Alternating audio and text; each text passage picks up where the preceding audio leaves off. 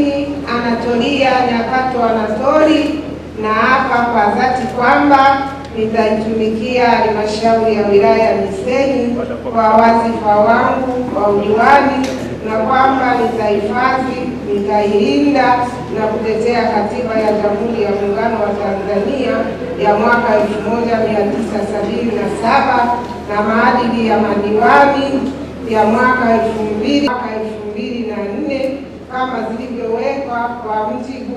sheria, na kwamba nitaitumikia halmashauri ya wilaya Misenyi kwa uaminifu, kwa uwezo na moyo wangu wote. Mwenyezi Mungu